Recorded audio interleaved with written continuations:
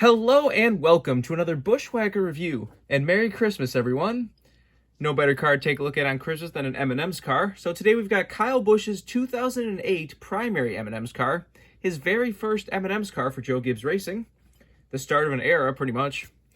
Anyways, take a look at the box. Back in 2008, they actually still had some good boxes. Got number 18, Kyle Busch. Nice render of the car on the front. M&M's Racing, Joe Gibbs Racing, Action Racing Collectibles. Down the side, you got the same stuff.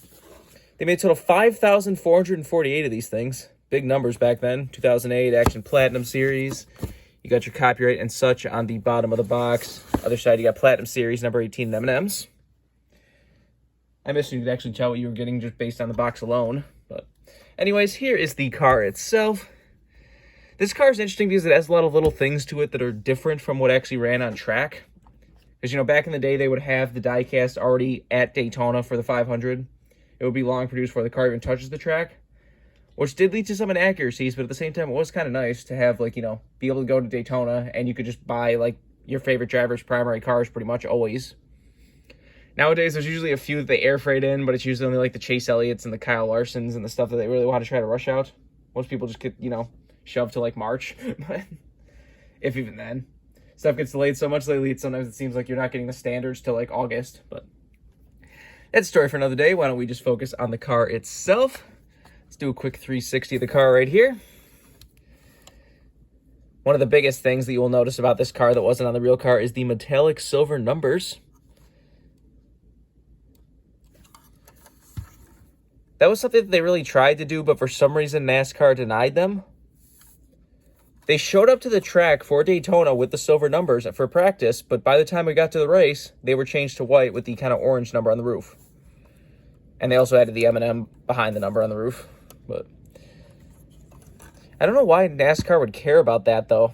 Like, I understand why NASCAR didn't want crow numbers up until, you know, the next-gen car, but, like, why would they have a problem with metallic silver numbers like that? Like, I don't see how that would be a really big issue. You can't say that it's like, oh, metallic, so it's reflective, so it would blind people, because you could have solid metallic silver cars, like the Silver Bullet. So if that was the case, I don't really believe that one, but I don't know. It's got a few different things that are different, like, you know, Banquet didn't end up on the real car, that kind, they left before you got to the real car. The oddest one on this one is that it has a Coca-Cola logo on the B-post. Kyle Busch has never been a Coca-Cola driver. I believe that's where the NOS logo is supposed to be.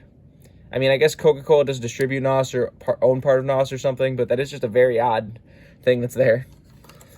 But anyways, let's get down to all the sponsors. On the hood, we have M&M. Got Toyota Camry number 18. Down the side, you got a picture of orange and red. Got Joe Gibbs Racing back there. You can barely see it. In front of the rear wheel, you got Banquet, Interstate Batteries, Food Lion, Doosan, Mac Tools, Siemens, and Sherwin-Williams. On the C post, you have DLP. And on the B post, you have, not sure what that top one is, HD or something, but Coca-Cola, Cintas, Combos, Milky Way, or no, what is that? Oh, it's Skittles. Skittles, Milky Way Combo, and Pedigree. That is a weird looking logo for Skittles. I've never seen a logo. It's like orange. I'm not sure what that is. But anyways, you got your regular contingencies and such up front. On the back, you have a picture of yellow, tightening a bolt on the bottom. Got M&M's number 18 and Toyota. I will never understand the diamond plating. It looked kind of cool on a lot of other cars, but I just don't know why, like, the M&M's car had it. You had that Snickers car that was the solid diamond bolt with the flames.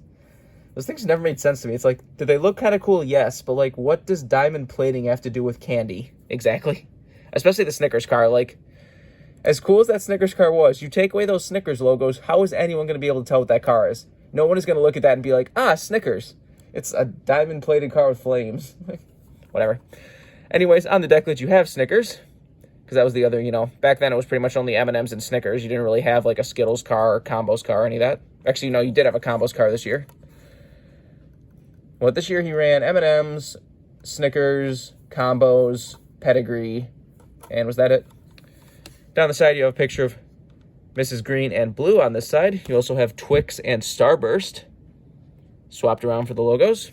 Other than that, you got the same stuff. Take a look under the hood if it wants to open, which it does not at all. Come on, there you go.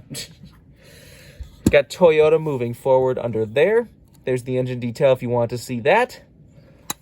This is back when we still did have an opening deck lid with your typical fuel cell and such back there. Roof flaps, of course, do open. And there is the underside of the car if you want to see that. Like, it's just kind of an interesting, little piece of history here. The beginning of something, pretty important for Kyle. Like, to this day, we've had basically a very similar paint scheme, which does change almost every year up until, now it doesn't change. The paint scheme's basically been the same since 2017, minus, like, the addition of the brown M&M. Although it did actually change in the playoffs this year. The primary NASCAR added the brown M&M, had the M on the brown M&M, and also had, characters on the contingency panel. That was kind of out of nowhere, but that was nice.